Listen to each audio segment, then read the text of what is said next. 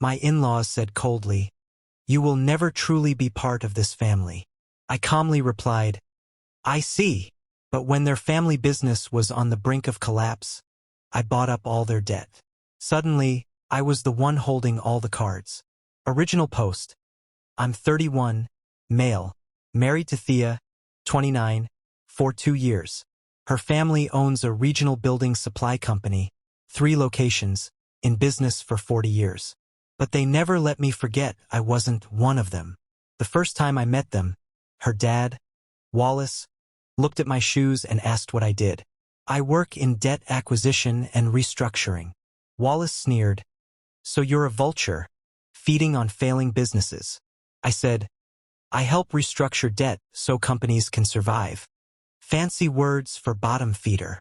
Her mom, Ingrid, wasn't any better. During wedding planning, she kept making snide comments. "Honey, are you sure about this? The Brennan boy is still single. His family owns the largest distribution center in the state." Fie, Mom, I'm Mary and Dominic. I'm just saying love fades. Business connections last forever. The wedding itself was a masterclass in exclusion. They took family photos without me. "Just the real family first," Ingrid said. 45 minutes of photos, while I stood to the side holding Thea's bouquet. During toasts, Wallace droned on about their family legacy and how Thea would always be Daddy's little girl. He never mentioned me, not once, like I was furniture. But the moment that stuck with me came at last year's Christmas dinner. I brought an expensive bottle of wine, trying to make an effort. Wallace inspected the label. "This is nice, too nice. Trying to buy your way into respectability." Me, "I thought you'd enjoy it." Wallace leaned forward. "Listen, Dominic, I'll be straight with you. You married my daughter, fine. But you'll never truly be part of this family. We built something here. 3 generations of sweat and sacrifice.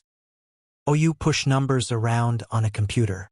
You don't understand what we are." Ingrid nodded. "Wallace is right. Nothing personal, but family is blood. You're just married in." Thea started to object, but I squeezed her hand. Me, "I see." That's all I said. They seemed satisfied with that. What they didn't know, my job isn't just pushing numbers. I work for one of the largest debt acquisition firms in the region. We buy distressed debt from banks and either restructure or collect. I'm good at it, very good. 6 months ago, I noticed something interesting during our weekly portfolio review. 3 business loans in default, all tied to Wallace's company. I did some digging. They had overextended during COVID, bought too much inventory when lumber prices were sky high. Then demand cratered. 3 locations meant triple the overhead. Classic case of ego over economics. Total debt, $2.3 million across 3 lenders. The banks were done playing nice. They were about to force liquidation. I brought it to my boss, Garrett. Me, "I want to handle this acquisition personally, the building supply package." Garrett, "It's messy. Family business. Lots of emotions. Why the interest?" Me, "I have insight into their operations." Garrett, "How much insight?" Me, "They're my in-laws." He raised an eyebrow. "That's complicated. Conflict of interest." Me, "Not if I disclose everything and recuse myself from direct negotiations. I can advise on strategy." We bought the entire debt package for $1.4 million, 60 cents on the dollar. Standard for distressed commercial loans. The notification letters went out last week.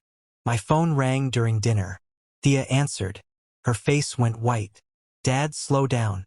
What do you mean the debt was sold?" I kept eating my pasta. Thea, "My dad says someone bought all their business loans. The banks sold them." Me, "That happens when you default for 6 months." Thea, You knew about this?"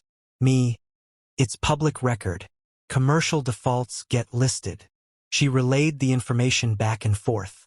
I could hear Wallace screaming through the phone. "He wants to know who bought them."